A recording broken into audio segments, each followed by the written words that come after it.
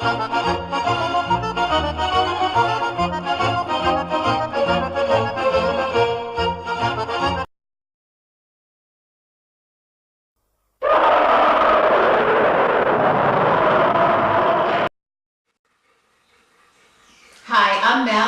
Bruce, and we're Brooklyn Italians Talk Movies. Hi guys, today we're doing our Thanksgiving show today, so happy Thanksgiving. And she's very excited. Yeah, I'm very excited as usual. Doesn't take much. Happy Thanksgiving. Happy Thanksgiving to you and to your family. Today we're going to be talking about the King Kong movies, actually the 1933 versus the 2005 version of King Kong. Both great movies. The reason we picked King Kong is because I remember growing up, like we said, I think in the last video, they always played King Kong, the 1933 movie. It's just one of those memories. Yeah, it was always like, you know, while the grown-ups were watching football or whatever, the kids were watching like King Kong or Mighty Joe Young or March of the Wooden Soldiers or whatever, right? Right. It was always a holiday-related movie. Okay, the first one we're going to talk about is the 1933 one.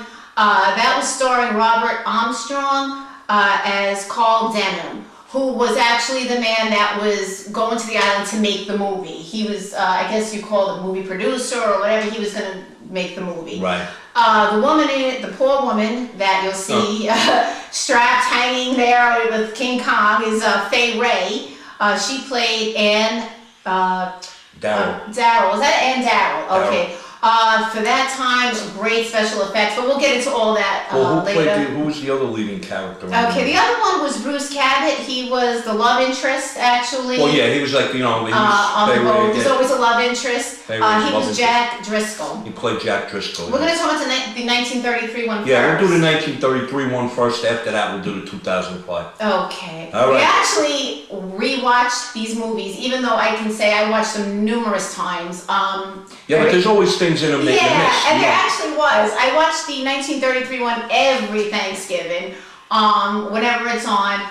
I think for that time, a lot of special effects that we kind of took for granted when we were younger, like but then we see the newer one with well, when you're a kid, you're not thinking about, wow, look at the special effects. Right. You just now as a grown-up watching it, we say, wow, look how real that looked for back then. There's a lot of scenes in the jungle, and it seemed believable, even though it was filmed in 1933. Yeah, movies were barely talking in the 20s, we had silent movies in the 20s. By the way, someone... in the 20s, we had silent movies. Here we are in 1933, and we had the spectacular film. Yeah, it was actually an epic for its time. Yeah. Wray did a great job. Very believable. You have to remember, there's no real monkey there, and she's screaming and yelling. Just the effects of the face expressions, King Kong himself, and the creatures, the dinosaurs, and the other creatures that were involved in the movie. Even the ship. They were on that big ship, right? And they were going through the fog. I think it was made well for the time. Yeah, very well. Very good. Do you want to say anything else about the 1933 version of it? Do you want to? Yeah, you didn't even talk about it all right, well, most people are familiar. What you did was telling that good effects. Most people are familiar with the King Kong story. Both movies are on the same line. In this movie... Well, let's talk about the 1933 movie, and then we'll talk about 2005. Right. He wants to make a movie. We're talking about Mr. Denham is the character who wants to make a movie, but he wants to try to make a movie that no one made before. And he finds out about this uncharted island, and he figures he can make this great, spectacular movie. But he needs a girl. He needs a girl and a love interest, and he needs a story. So that's where he meets Wray. And what happened? Do you want to tell each? I don't know if I'm going to tell each detail, but he takes her to make the movie on this ship, and they don't know what's about to come. Well, she's like a down and out actress. She was a vaudeville actress. Yeah, right? She was like a down and out actress. She couldn't find work. She was like a starving actress. And she was poor. He actually found her when she was trying to steal an apple from a newsstand or whatever, or a fruit vendor, and the guy caught her, and Jack Black. So in other words, that wrong movie. Let's say use their character names. Carl Denham was standing there, and he grabs, hey, hold on. What happened was he needed an actress right away, He needed an actress right away, and she needed a job right away. She was poor, so she was desperate. She took this job. She didn't care. She had to get on the ship. She had to go out, sail out across the ocean. She just needed work. So they get on this ship and they sail out. Now, when they go to this island, they have no idea. Now picture today, like some strange guy meets you. 5 minutes later, he's coercing you onto a ship. And this ship wasn't like a luxury cruise line. This was like a cargo ship. And she willingly just walks onto the ship. Well, she was a little leery. Well, she was leery in the restaurant. But all he said to her was, "Oh no, I'm on the up and up. I'm a straight guy." I just think it's because she was so desperate in the times. There was no jobs, there's no work. She was stealing food. So she took a shot at it. But so anyway, they venture out on the ship, which I probably wouldn't have survived that ship ride. I would be seasick. I mean, they're in storms, they're going across the Atlantic or whatever. And of course, they get to the island, and everybody knows what happens when they get to the island. It's inhabited by... Well, on the ship, like, you know, when they're on the ship, this is how the love interest starts with her. Well, first they're annoyed. They're annoyed that there's a girl on the ship, right? These men are annoyed. Why is this girl on the ship? What's going on? And... this guy, Jack Driscoll, he's like the first officer on the ship, right? So he's like, you know, he's in charge of everything and running the ship and everything. He's a little annoyed in the beginning that he's got a woman on the ship, like they don't like. So right off the bat, you know he's the one that he's gonna fall in love with. Yeah, he's got like an attitude, like. And she's gonna like him, right? Yeah, he's like one of these rough guys, like, you know. So, you know, in the interim of them being on the ship together. And of course he's nice looking. Yeah, he falls in love with her. She falls in love with him, and it's, you know, you start this romance. Now, as this romance is budding, and they manage to get to this island. They get to Skull Island, like King Kong Island. So. Right, so now when they get to the island, it's inhabited by natives. It's very primitive, and the natives are aggressive. One thing I gotta say about the 1933 movie, they make like, you know, it's the characters, like the natives and stuff, they're funny. You know what I mean? Like they're just, they're dressed up like, you know, and they're dressed up in like grass skirts and stuff like that. It's fun, they're comical like. Well, not only that, there must have been about 1,000 extras in this movie. Forget it. I mean, there wasn't just a group of natives. There literally was hundreds on the screen. And you gotta remember, back then, there was no, you know, digital, you know, input or, you know, computer graphics and stuff like that. These people. They not only that, they had to build sets, these humongous sets, like that looked like the jungle. You know what it must have took to build a set with that 100-foot wall? Yeah. You know, that King Kong was behind, that wall that was around this native village. I mean, forget it, the set was tremendous. It must have took them a year just to build a set. It was very elaborate. The whole set is very elaborate for the time. There's a lot of people that had to be paid for that movie. There was a lot of extras. Some buffet backstage, right? A lot of extras. And I'm sure everybody's familiar with the King Kong story. When they get there, the natives are aggressive. They want the girl. They want to sacrifice the girl. Well, because they never saw a white blonde girl. You know what I mean? And they want to sacrifice her so the ape doesn't bother them. And you want to take it from there how they actually. Well, what they did was the reason they were sacrificing women was to appease King Kong. Right. He was like this entity on the island, was their god. These natives, King Kong to them was a god. So they, in order to appease him and to gain his favor, so that he wouldn't go in and crush the whole village and kill everybody, was to sacrifice a woman every so often.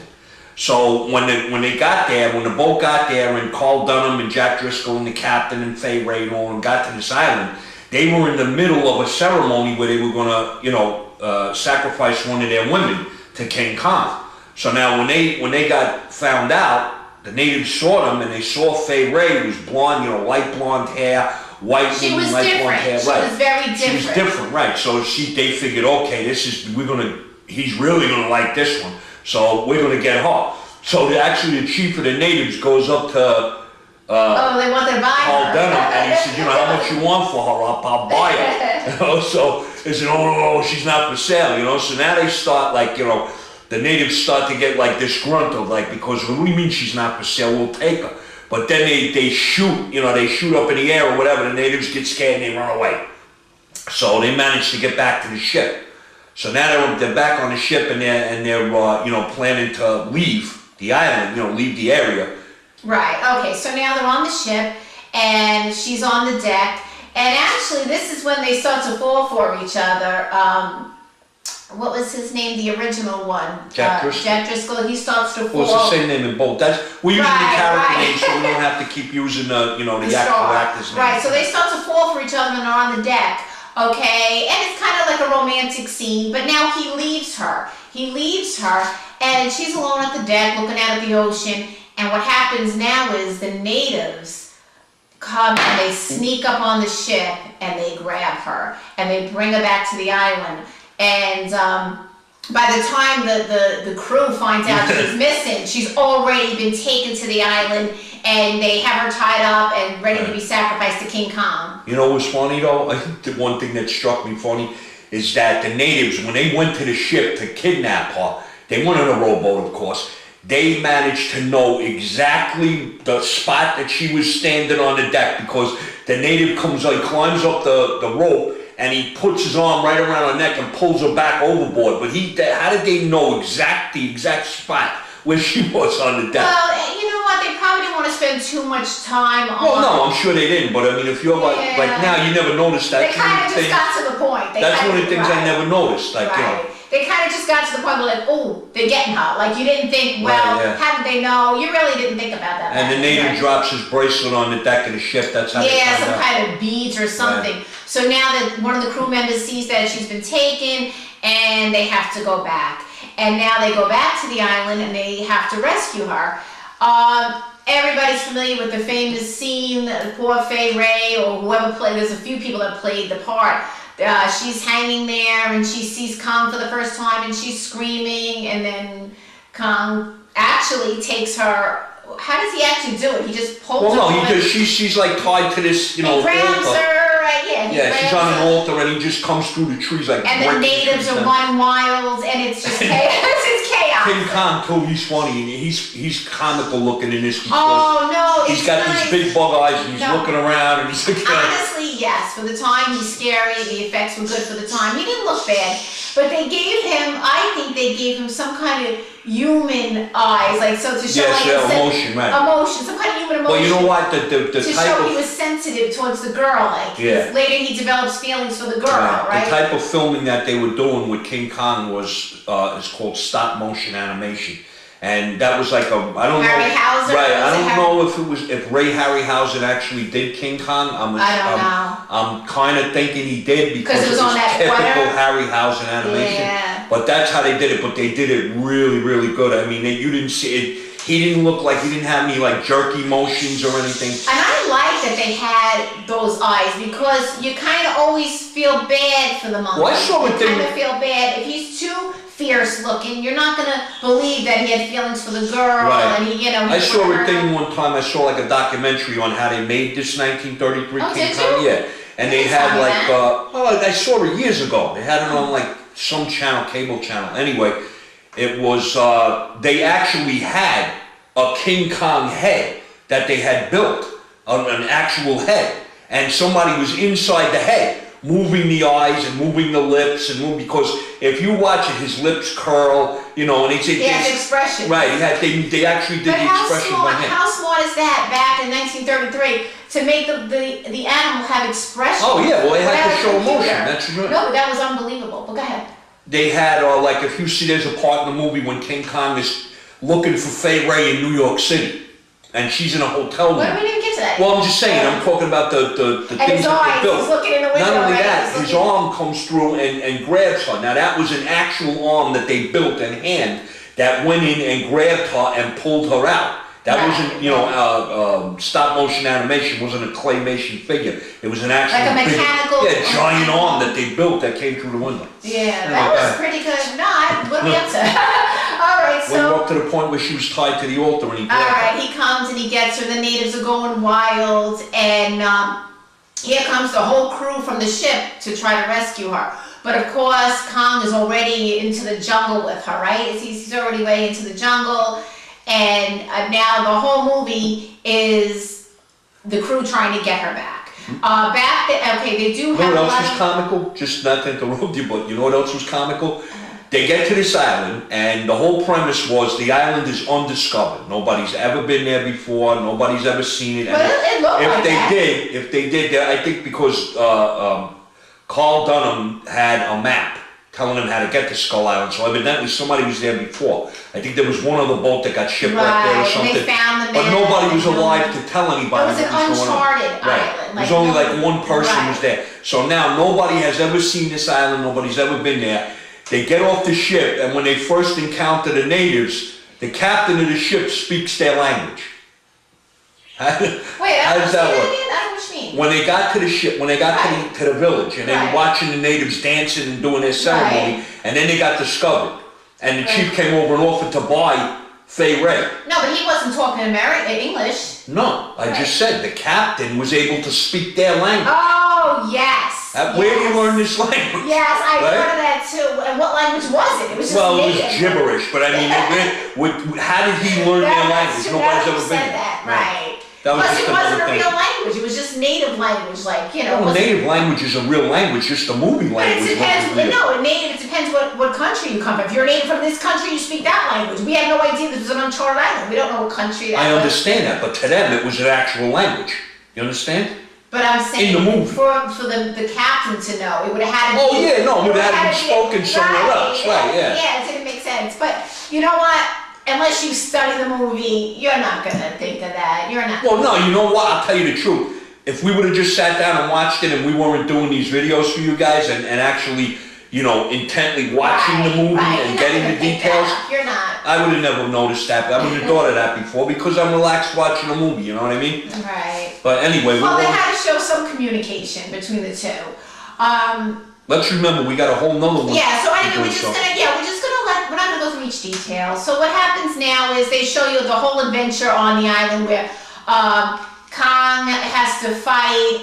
There's also dinosaurs, like prehistoric animals on the island. So he fights a dinosaur, and the famous scene. I know you like the scene. Yeah. All the guys like this scene. He kills the dinosaur after some long drawn out battle, which is really good. Yeah, he rips the jaw off. And you can tell it's fucking sweat. Then he's holding the dinosaur's head and he's playing with the jaw. Like there's a little comedy. Flipping it up and down. There's a little comical, a little comedy in each one. Well, now explain to them why they gave the gorilla emotional, you know, characteristics. Well, they want you to feel sorry for him. Well, not only that.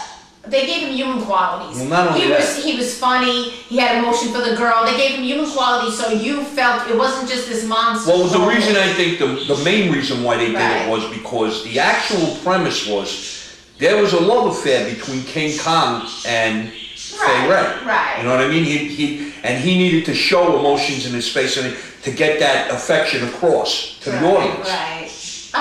Right, exactly. So they wanted to show that he had other emotions, human emotions. Like he was funny, he was comical, he was sensitive, you'll pick it up. So anyway, there's all kinds of adventure going on. Now let me pick it up a little bit. Alright. Okay, take it from there. Go ahead, he's ready. Just to get the ball moving along. Alright, so what happened was now he takes Fay Wray and he goes into the jungle, right? Now he takes her back to his lair, wherever he stays, like his den or home or cave or whatever it was. And there's an outcropping there and he's sitting on the outcropping and he's got Fay Wray. And all of a sudden these pterodactyls and stuff come and they're attacking him. Now in the interim, Jack Driscoll finds out that the first officer from the ship that she fell in love with, he fell in love with her. They figure out that King Kong, the natives took her. So now by the time they get to the island to rescue her, King Kong already has her and he's gone with her. So now they have to follow King Kong into the jungle to find Fay Wray and try to rescue her. So King Kong has all kinds of obstacles happen. Right, there's all kinds of things like they're dinosaurs and there's big bugs and there's this and there's all kinds of things in their way. Finally, to make a long story, I'm going to cut pieces. Right. Jack Driscoll finds her, and King Kong is distracted with fighting these pterodactyls and everything, so Jack Driscoll has the opportunity to get her out of there, and he makes it back. Now King Kong figures out that she was taken, so he goes ape, and no pun. Actually there was a pun. So he goes bananas, and he runs, he's trying to find them, and he's crashing through the jungle, and he's following them. But this Jack Driscoll gets him back to the ship now. So Carl Dunham is the producer of this movie who started this whole affair, this whole fiasco. And in his mind, he still wants to make this movie. Right, he figures he can't make a movie, so what he's going to do the next best thing. He's going to capture Kong, and he's going to take him back and make a show out of him. He sees dollar signs, right, basically. That's it. He was nice, so he did care about the girl. Well, yeah, he had to care about the girl. But he still, in the back of his mind was, we got to make some money with this. Right. So Kong is chasing this girl, and how do they knock him out? Well, I'm going to tell you right now. All right. I guess I'll have to find out, guys. We'll have to wait. Well, you should find out when you watch the movie. But I just don't That's how much you pay attention. I do pay attention. And he says how she pays attention. What happened? So, anyway, Kong chases them back. Now they're on the ship. Now they send a few guys forward. Carl Dunham, and they all come forward. The captain, all these sailors, and everything. And they're waiting for Kong to get to the shore.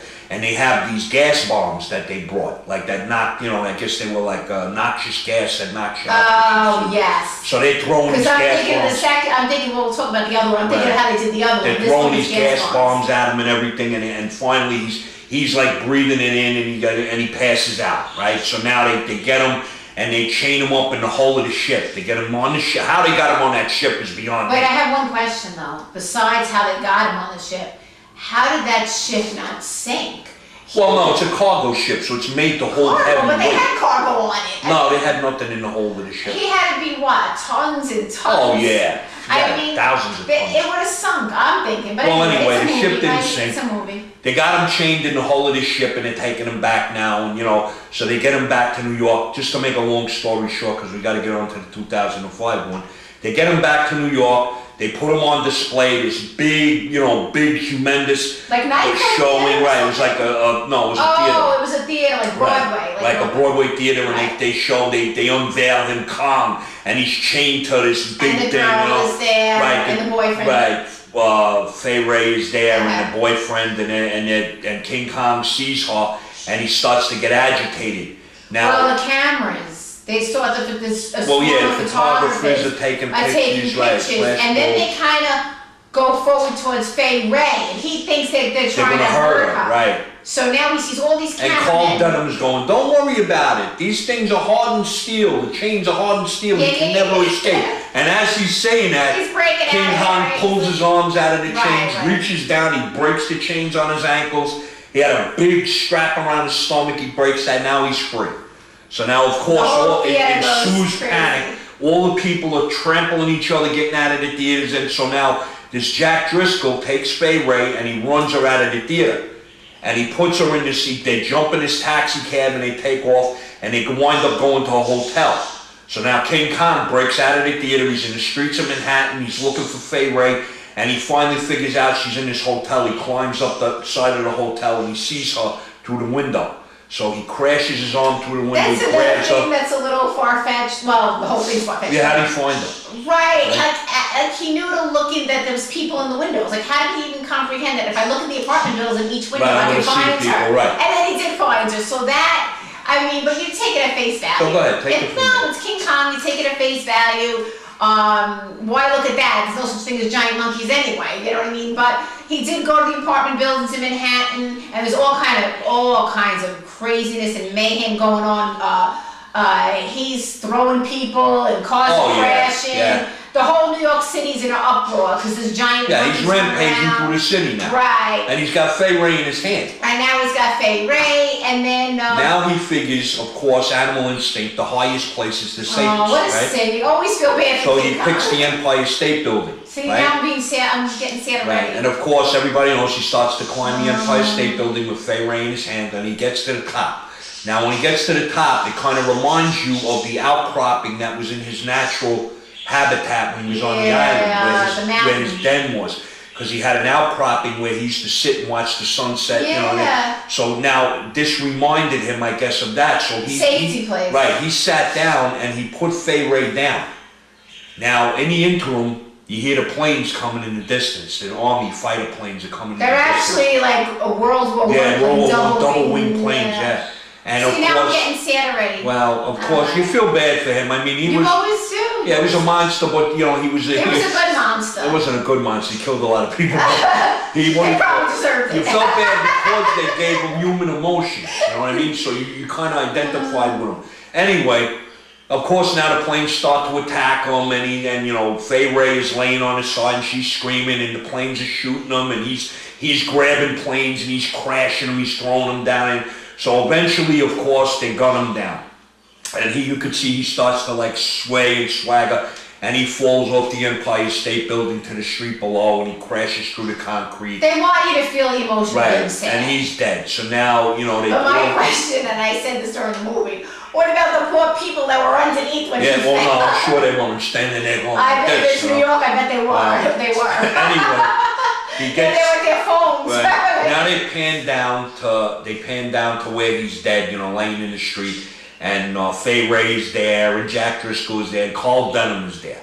And now all the reporters they're standing on top of him, taking pictures, and you know, so, you know, there was a cop there, and the cop says to Carl Denham, he says, you know, we got him, you know, so Carl Denham turns to him, classic line, and this is in both movies, 1933 and 2005. This was a good line, this was a good line. It wasn't the planes that killed him.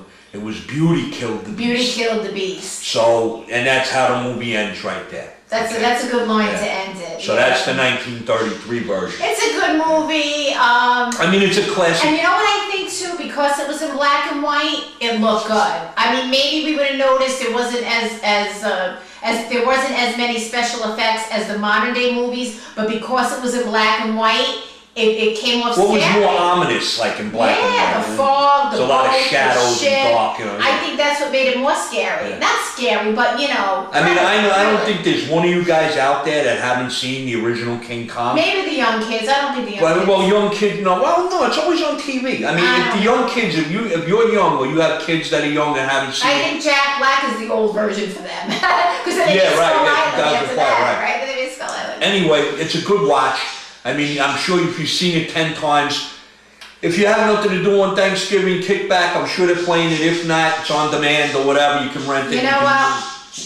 Next time we're going to do Mighty Joe Young because at least he lives in the end. Aren't you tired of monkey movies? No, but at least that has a happy ending. Apes, King Kong, Mighty Joe Young. Alright, spoiler alert. At least in Mighty Joe Young, he lives. Right? Well, whatever. This is sad. We're not going to do another monkey movie for a while. Alright, now let's go over the other one. Alright. And the new one, the 2005, there was actually one made in between in the 80s. I personally... Yeah, with Jeff Bridges didn't like the version. Great actress. She's in the American Horror Story. What's her name? Jessica Lange. I have to say, she's a great actress. Jeff Bridges, a big star. I just didn't like that version. I didn't like it either. I didn't like it. It was corny and it wasn't good. I don't think it was that good, so... We kind of skipped over it. Yeah, with that one, yeah. All right, but this is the next one, and then there's actually Skull Island, which is the last one, which was more to me a guy movie. It was the army and fighting monsters. Skull Island. But this is there's a lot of different ones, so this is in between. This is 2005, starring Jack Black, who I love. He's good in whatever he does, comedy, serious. He plays Carl Denham. Is that how we say Denham? Yeah. Okay, Carl Denham, who's the movie producer who wants to make this movie. Naomi Watts, unbelievable role. I know she's in a lot of movies. Yeah, she plays Ann Darrow, right? Yeah, I hear her name a lot. I sometimes watch a movie and they'll say, yeah, that's Naomi Watts. Okay, you know, I don't really, never seen her as the main star. I don't think. I don't know. Oh no, she starred in quite a few movies, yeah. But when she played this part, she was the star. Usually King Kong is the star. To me, she was the star. Yeah, she was really good. She was unbelievable. Yeah. Okay, so she plays Ray's part. And Adrien, Brody, you know him from, what is it, the very pianist? Good. I mean, great actor. He was the pianist. He played the pianist. He played in another movie. Yeah, a very famous movie. Yeah, the guy he's just a fantastic dramatic actor. He's excellent. The storyline was a little different. In this one, she falls for Adrien Brody. He's actually a writer. He's not the big tough guy on the ship. He's not the executive officer on the ship. Right. In the original one... Well, we'll tell you, as we tell you what happened with the movie, you tell me. The thoughts in my head now, so, all right. That's a rare thing, go ahead. All right. Well, let me get it out. Anyway, I gotta speak when I can. Okay, so Adrien Brody, very good actor. You definitely know him from many movies. He's the writer, and that's the love interest in this movie for her. In the original one, it was the tough guy on the ship. Well, not that glass over. No, there's nothing in it. It was the tough guy on the ship. This is the actual writer who's the love interest. A few little things that are a little different, but for the most part, the story is the same. This movie, unbelievable with details. I'm gonna let Bruce tell it because he's good with details, but same premise. She was an out-of-work vaudeville actress, which the reason I emphasize vaudeville is because her specialty was like slapstick comedy, and it actually plays a part later in the movie when she bonds with the monkey. But just to let you know, go ahead. The 2005 version has it hits on a lot of the parts from 1933, right. Dialogue and situation. Right. A lot of the scenes are exactly the same. And it actually plays upon more of it. It actually... Yeah, but I mean like the scene with the fruit stand where he discovers, right, exactly. And Darrow and you know, with the apple, she's stealing an apple, and some of the dialogue, like when they're in the restaurant, he takes her to eat in the restaurant, and she's kind of leery. The only thing is, the like, same dialogue. They extended the stories a little bit. Like, in other words, she was an out-of-work vaudeville star in the early 30s, but she was going for a job in like a burlesque place, and she didn't want to do that. Yeah, well, it's not called a strip joint then. That ain't anyway, burlesque places. I'm sure they do. Okay, in a strip place. But anyway, so there's a few little alterations to the story, and she didn't want to do that. So she needed a job, and she took this job. So they took each thing and they elaborated. That's the word. They elaborated on everything. And anyway, she didn't take the job. She was kind of leery when Jack Black offered her the job. Of course. But in 1933, Fay Wray took the job because she was desperate. She was desperate in this too. Right, but she was desperate in this one in 2005. But she wasn't willing to take the job because of that. Right. Now, when he had mentioned to her that Adrien Brody's character was writing the movie. Right, supposedly he was a big writer at the time, right. She knew it was for real. Right, so she was enamored with him. She wanted to work on one of his productions, so that's what turned her, that's what made her accept his offer to go on this movie. What made this movie great, I feel, is that not only they elaborate on everybody's character, like on the ship, there were characters. There was the boy. There was the man that took that boy in. That was a little slow. Well, what I'm trying to say is they elaborate on everything. They don't just put them on the ship and send them off to the Skull Island. While they're on the ship, they tell you about each character on the ship. Right. Okay. Now the premise that the captain of the ship's whole purpose was now. They were poachers, literally poachers. They would go and capture exotic animals and smuggle them back to the United States. Right. So in the hull of the ship, they had all cages and everything. And it was funny because Adrien Brody's character was a writer. So they had Jack Black now owed him money for writing for the movie that he's making, right? So he lures him onto the ship. Stalling or something. Right, and he starts stalling him. He says, "Oh, I'm going to pay it." He's writing a check and he's writing it wrong. He's got to tear it up. He writes another one. In the interim, the ship takes off, leaves the dock. So now Adrien Brody is stuck on his ship. He can't go back. Excuse me. I think he wanted to keep him on the ship because he only wrote a few pages. He wanted to finish the movie. Yeah. So anyway, that's how he gets stuck on the ship, Adrien Brody. Now there's no place, no accommodations for him. All the cabins they had on this cargo ship were taken. So they put him in a cage. Downstairs. Well, they didn't put him in the cage. Well, in the bottom of the ship, that's where his accommodations were, in a big cage down in the bottom of the ship. I don't know how every character wasn't sick because they were in the middle of storms and fogs, and it was awful. So anyway, there was a kid on the ship, one of the mates on the ship. Right. He was a little slow, but I mean, they alluded to him being found. He was found adrift in the ocean on a piece of wood. So they had brought him onto the ship, and he stayed there, became one of the deckhands on the ship or whatever. But his past was like they alluded to his past being connected to Skull Island somehow. They never said it, but that's what they alluded to. And Adrien Brody So they basically got into everybody's character, where in the first movie they didn't. But this movie, I think, was double the time. Right, the guy that played the first officer in this movie, he just played the first officer. Like he wasn't, he didn't have any romantic interest or anything in Naomi Watts. He just played the first officer of the ship. And then They had, of course, the captain of the ship, and then they had, they had the cook, they had a couple of the deckhands that made multiple appearances. Like, their characters were recognized. And now also when they were coming when they were reaching the island, it was a little more dramatic. There was a storm. Yeah. The ship was rocking. Well, let's tell this, it was more elaborate. During the voyage, Carl Dunham, Jack Black, is on deck, and he's doing movie takes. He's doing scenes with Naomi Watts, like, looking at the railing of the ship. Right, they actually had a sunsets, script. Right, he was trying to make like a love movie. Right, he was trying to make like a jungle movie, but he had to have like a heroine in the movie, so. Never expected what was yet to come. Right, part of the movie was taking place on the ship, so they're filming scenes on the ship. Right. Now, Jack Driscoll, Adrien Brody, he's writing the script as they go along. So now he falls in love with Naomi Watts, and she falls in love with him during this voyage. So now they get to Skull Island. Okay, so when they get to Skull Island, the premise is the same. They get to Skull Island. Very good special effects because now you're in 2005. Yeah. But it's a really creepy island. It's not just like a tropical island where natives pop out. I mean, there's skulls, there's all kinds of stuff. And when the natives do come out, the other creepy. Well, the island looks ominous. It looks like it's evil. And it looks like everybody's been dead forever. Right. I mean, the island itself, the rocks and everything looks very ominous. And the natives, I'm not going to tell every detail, but when the natives come out, these natives, they look like they've been there forever. No, they look like the Walking Dead. No, they look like those shriveled, what do you call those heads? Apple heads?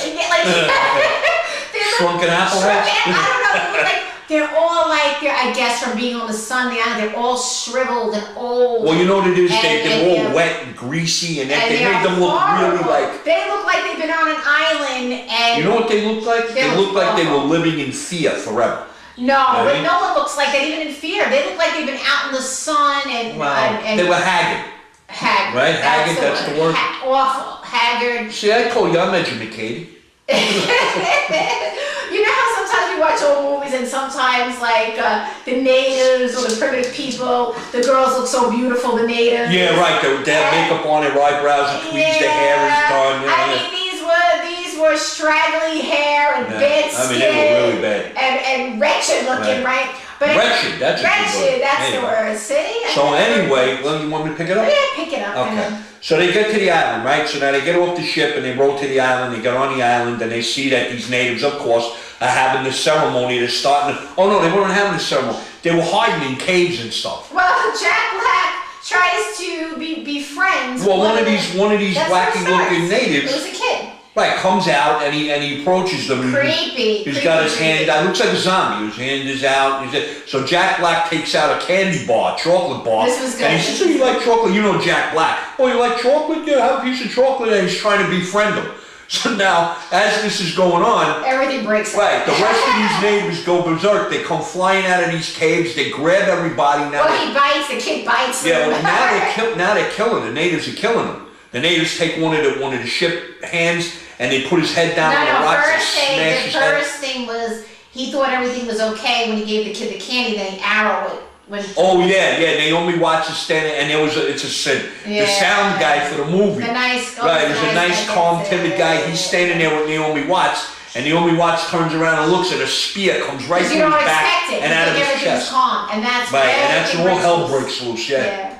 All right, so now same premise. They're fighting, and these natives were vicious. I mean, they all would have been dead. They had Jack Black's head on a rock, and the guy had a big club with spikes in it, and he raises it up to crush Jack Black's head, and you hear bang, and the native goes down. The rest of the crew came right, the rest of the captain and the rest of the crew come with machine guns and everything, and all these natives scatter and take off. Yeah, so same premise. They fight the natives, they go back to the ship, and the captain says, "Let's go, we're getting out of here. We're not staying, we're not staying on the side." Now Jack Black wants to stay and film this movie.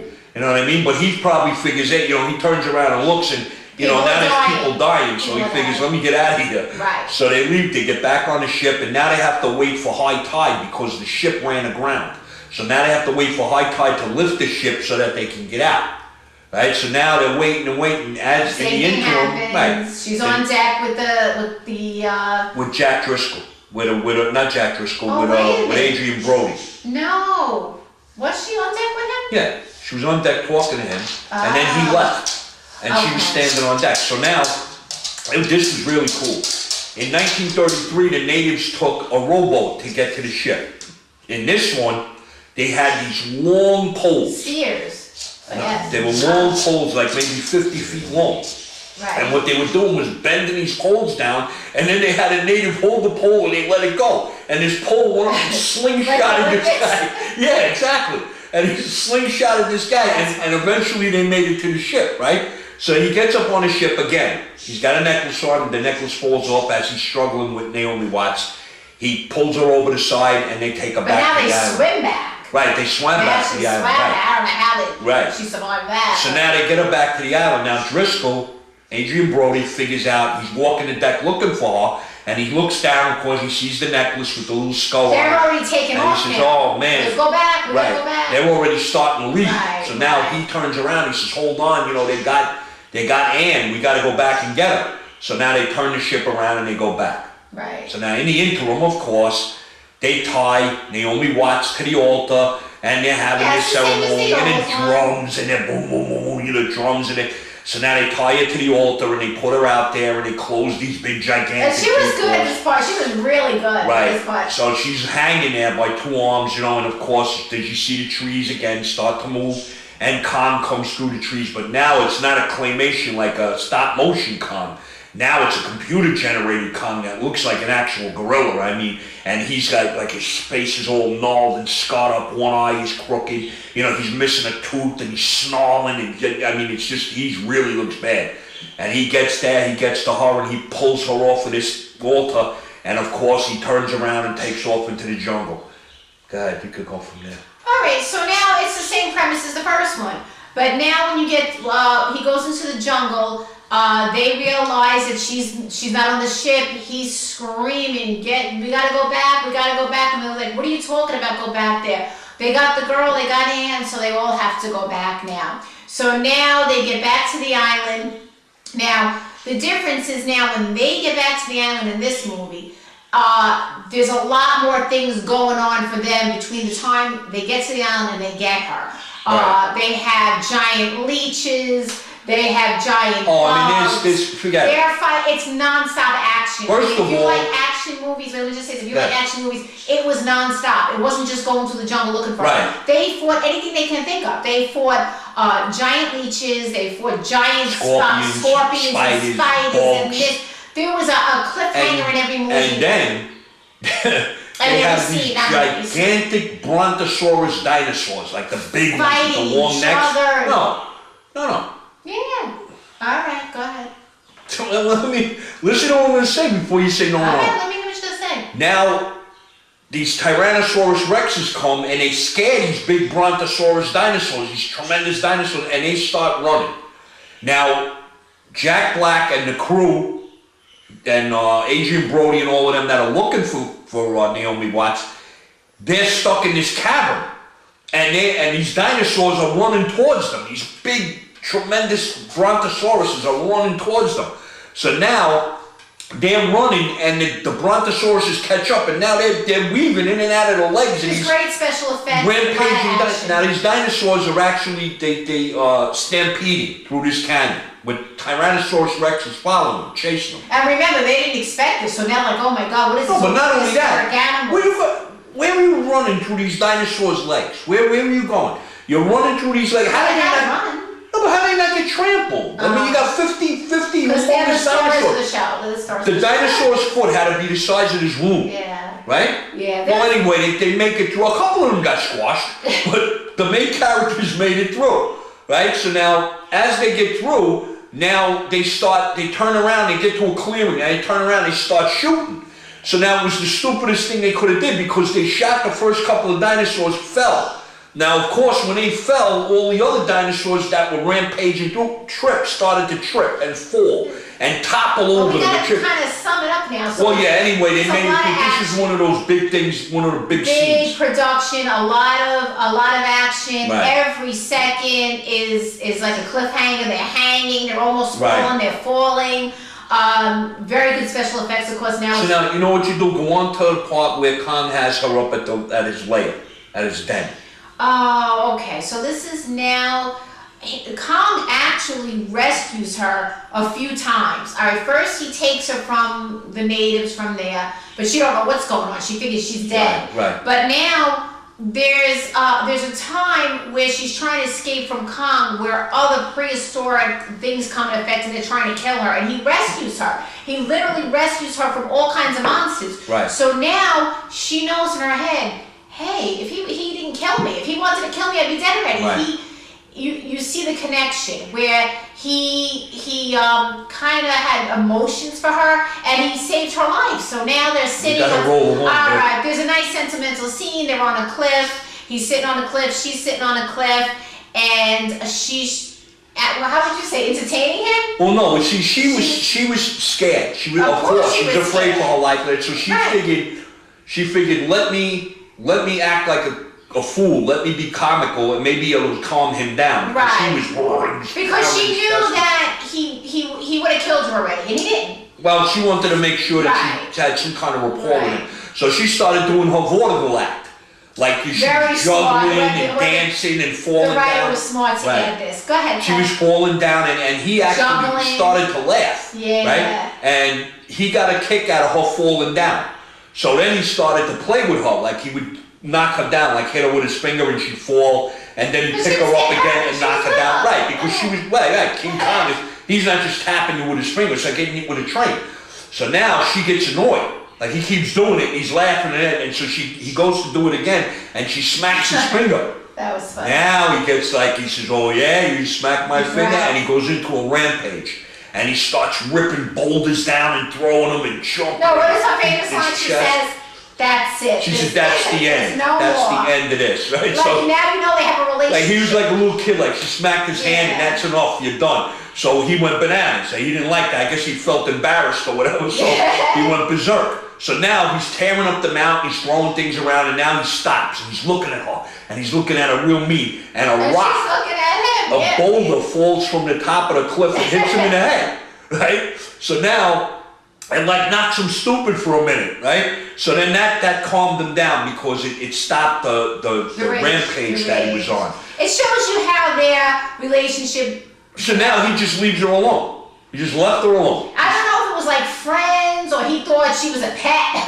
Or When he got hit in the head with the boulder and all of this nonsense stopped, like I guess he felt embarrassed. Now he figured, well, that's it. I'm not going to bother with her anymore. And he swings off into some other area and leaves her alone. Now in the interim, Jack Driscoll, Adrien Brody, had found her or found out where she was, and he comes through the cave to the clearing where she was now. And it's a sin because in the cave you see these big gigantic skeletons, these big ape skeletons. And you know that was King Kong's family, probably mother, father, siblings, They whatever. actually give you the history of the monkey. They're all dead, and he's the last survivor. So that was kind of sad. Anyway, there's more emotion in this. Actually, excuse me one second. Both monkeys you feel bad for, but in the newer one they gave him, I think. Well, they're not monkeys, they're apes. Apes, I'm sorry. You know what I'm saying. In both of them you feel bad for King Kong. But in the 2005 version, they actually you had more emotion because they went into his story. His parents were killed. The bones are in the cave.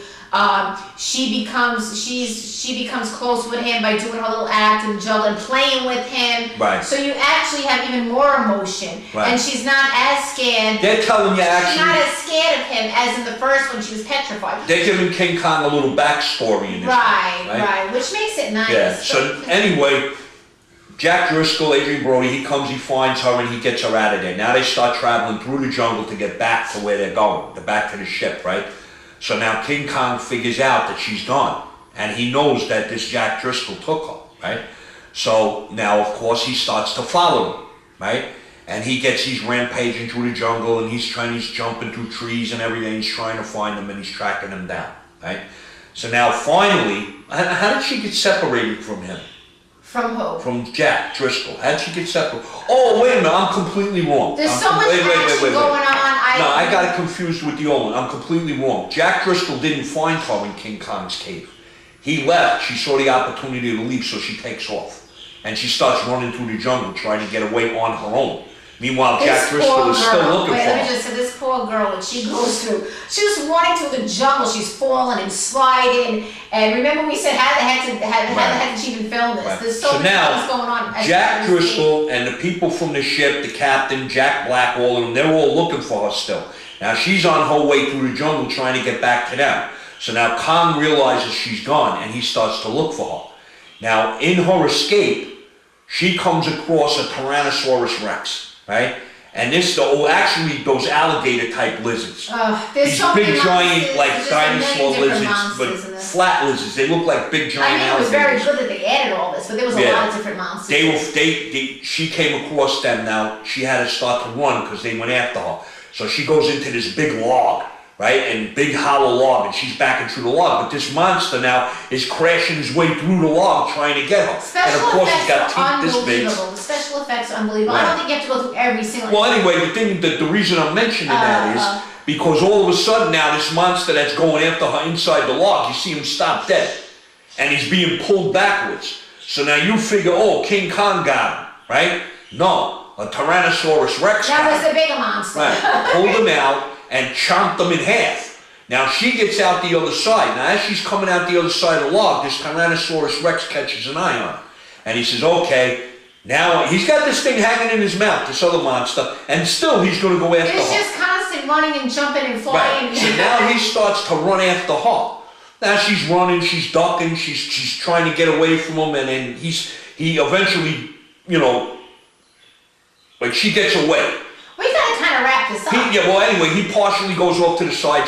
Because he's got food in his mouth. She gets away. She thinks she's okay. And as she's on the ground, and as she turns over and looks, right next to her is the head of another Tyrannosaurus Rex. Yeah, it was scary. So she jumps up, and she starts running. Now the second one is following her, right? King Kong comes out of nowhere. But now instead of fighting one of them, wait a minute, let me finish. Tell what he does. King Kong flies out of nowhere, comes flying through the air, and saves her again. He right hooks this Tyrannosaurus Rex and puts him on his back, right?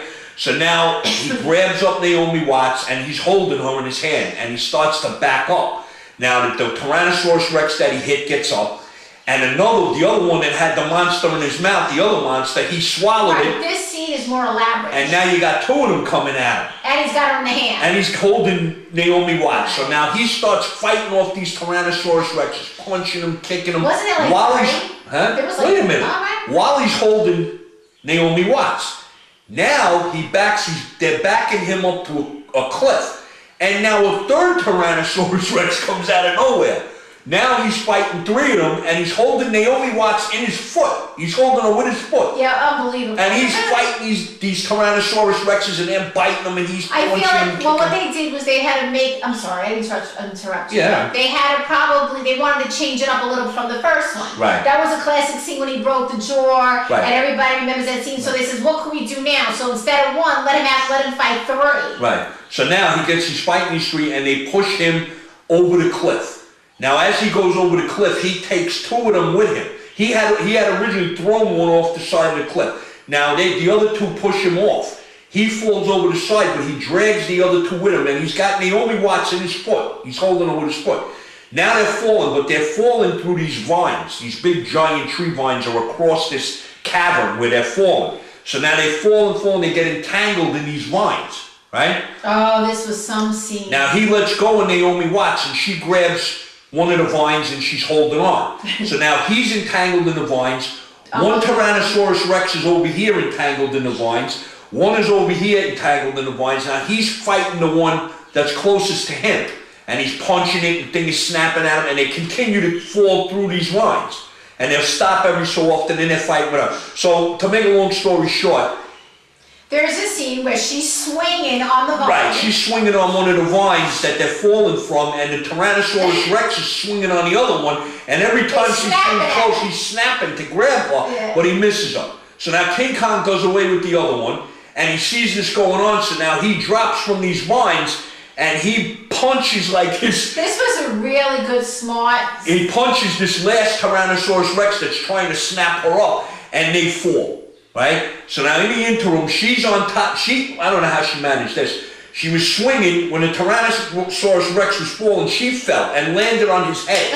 She's holding on to his head. She's holding on to his head, and they're falling. So now King Kong is falling, the Tyrannosaurus Rex, and she's on top of his head, and they're falling. They hit the ground. The only thing that saved her was she was on top of the Tyrannosaurus Rex. He hit the ground. Now, I have to say, this happened so fast. Right. And just one after another that you don't even say to yourself when you're watching it, oh, this is so far-fetched, because you're so wrapped in the moment. What's happening, You're like, oh my God, she fell off. Oh wait, she landed on his head. She's okay. Right. Oh wait, it's not like you're saying, oh wow, this is far-fetched. It's done so well. And it's done so spontaneous. And it's done like, you're watching it, you're like, I got very excited. I know, this is so good. I'm excited. So, all right, finish well, your story. anyway, Wrap it up, come on. Well, anyway, he gets down, they fall down, and now he gets up, and he does away with this other Tyrannosaurus Rex, of course.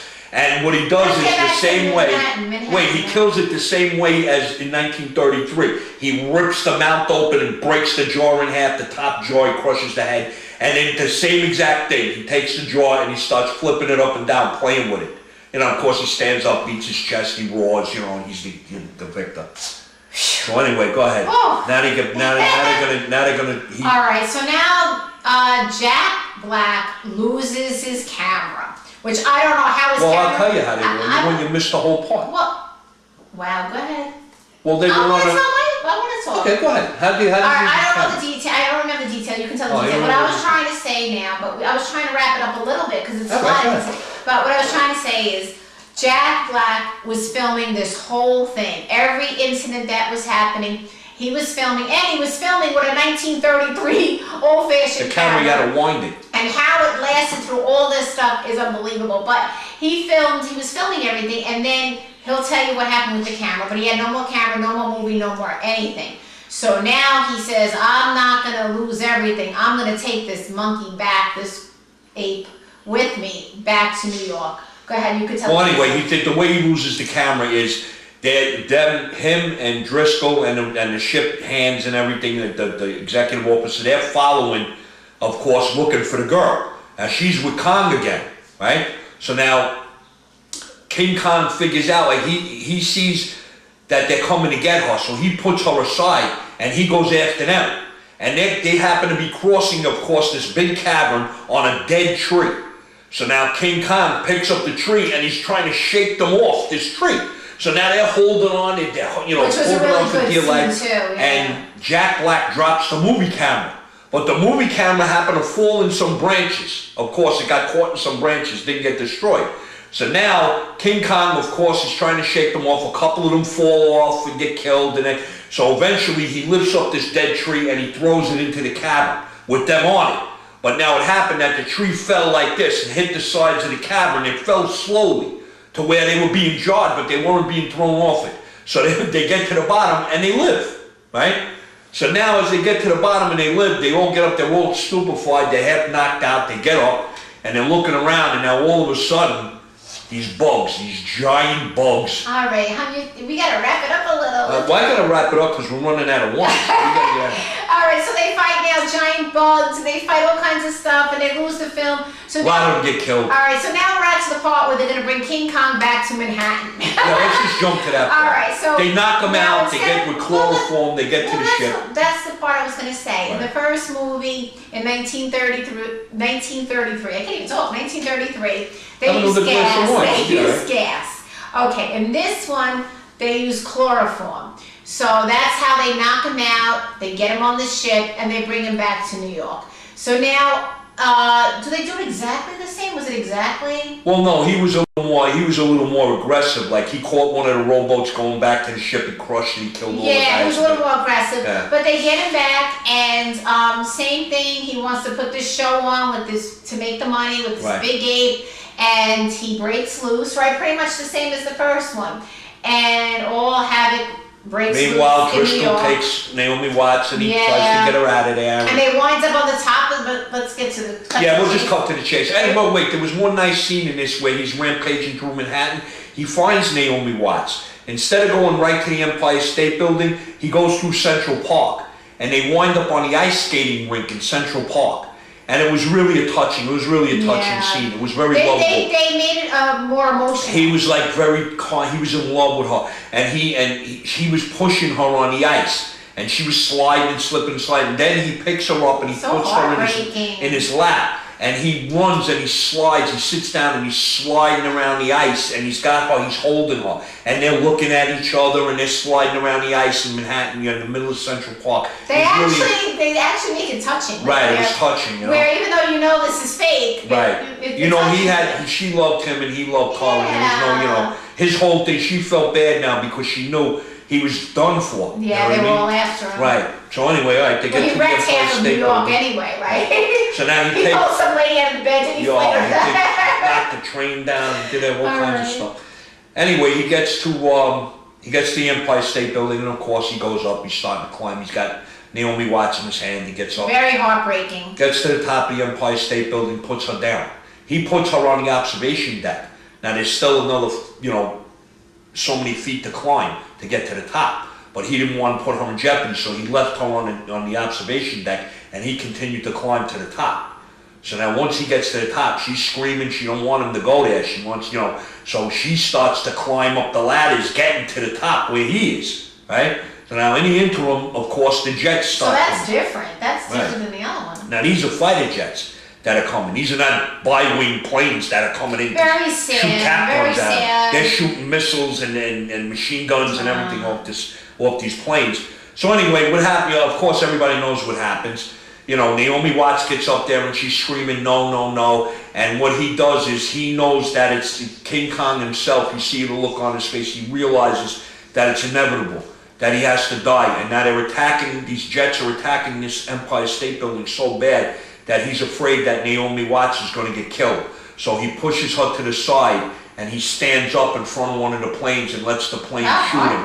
You know, and then, you know, he sacrificed himself, and then of course you see him fall from the building. I think they should remake it and make a different ending. He crashes, of course, crashes to the street, you know, and he makes a crater in the street when he falls, and same ending. Jack Black as Carl Dunham goes on the side of King Kong, and he's standing there, and the cop says to him, you know, well, they killed him, and he says, no, it wasn't the planes that killed him, it was Beauty killed the beast. Beauty killed the beast, the famous line. And that's exactly how the movie ended. But let's sad. yeah, I'm so sad. Let's sum it up. I say they should remake this. It actually brings tears to your And they eyes. should make a happy ending. Well, yeah. Well, they did that with Mighty Joe Young. Mighty Joe Young was Yeah, a we're happy gonna ending. watch that one next. And not next. But anyway, let's wrap them up, okay? 1933 versus 2005. Which do you like better? The same. No, they can't. I can like. They're not two of the same movies. All right. If somebody said to you, I'm gonna light one of the movies on fire. No. Which one would you say? Why can't I like them the same? Which one would you say? All right, I gotta go with the Jack Black movie. The first one, though, I love just for the memories, and it was so good for that time. But if I had to pick, I'd say Jack Black movie, more detail, more excitement. More emotion. More emotion. All right, Jack Black one, 2005. Okay. My pick, of course, is 2005. It's like she said, it was just an overall better movie, and of course, it's because of the times. But the I mean, you have the first computer was so generation. good. You have, well, I don't want to say better writing because that's not nice to say. The first one was excellent for that time. For that time, really right? I mean, it was a great movie for that. In 1933, it was like the biggest thing, like, you know, that ever hit Hollywood. Anyway. And people are still watching it. Right, people are still watching it today. Right, great movie, great classic movie, comfort movie. Makes you remember when you were a kid. Yeah, of course watch them both. And you know what's good? We said it today. We watched them back to back. And when you watch them back to back, you see the little nuances and details that come in that the two of them are the same. You know what I mean? And then you actually see the difference. I'll tell you why I thought about this. I'll tell you why I picked 2005. Because the first one, yes, there was a connection with King Kong and Fay Wray. But in the newer one, there was more emotion and more of a connection. And that's why I picked that one. She was more petrified in the first one. The second one, she was petrified, but they were a lot closer. They made their relationship seem much closer. Right. So that's why I think I picked the second one. Now, if you want to watch them, if you have the time to watch them both, that's great. If you can only pick one, I would go with the 2005. Well, watch one on Thanksgiving and one on New Year's. You know what it is? If you can only watch one, save the 1933 for a night you're clicking around and you find it on like, you know, TCM or something that's playing it, you have nothing to watch and you put it on. It's a great movie worth to watch. watching. I think Yeah, it's worth watching. But watching. if you want to pick one to watch, my choice would say 2005, right? Well, on Thanksgiving, I would like to watch the black and white one. Well, I don't know. We could watch them both. You could watch them both. King Kong, 1933 versus 2005. I think we pretty much picked 2005 as the winner of this versus. There's no winner. Well, it's the choice. You know, Both good overall. movies. Right. All right, we have to wrap this up. Yeah, we gotta wrap it up. We gotta Thank you go for we gotta go joining open us. another bottle of wine. Thank you for joining us. Happy Thanksgiving. Enjoy your turkeys. And I hope you would join us again. We're going to be reviewing a classic movie, an old movie. Okay, let me just do the out. Okay. Anyway, You're on, go ahead. let me just say this is what we do at the end of every video. If you like this video, please hit the like button and, you know, hit the subscribe button. Come over to our channel, you know, and be a subscriber. So this way you can get the notifications. Hit the notification button, we'll let you know when new videos are coming out. This is the first week that we're going to start releasing 2 videos a week. Okay, we're going to release one on the weekend and we're going to release one in the middle of the week. So you got this one coming up on a Wednesday, and actually before you see this one, we'll have released another one before this on the weekend, right? And we did A Streetcar Named Desire. Classic With, movie, Marlon Brando. with Marlon Brando, Vivian Leigh. Kim Hunter, Kim great Hunter, stars. right? All great stars, great classic Paul movie, Golden. great second to none movie. Yeah. So we'll get that. That'll be up before you watch this video. So thanks for coming by. Thank you. You're Thanks always for joining welcome us. in our home. We consider you family. Stop by anytime, and we'll see you next week. Have See a you great next week. Be well. Be healthy. Happy Thanksgiving. We love you. Happy Thanksgiving, you and your family. Peace to you. Have a good week, and we'll see you next week. Take Thank care. you. Bye-bye. Bye.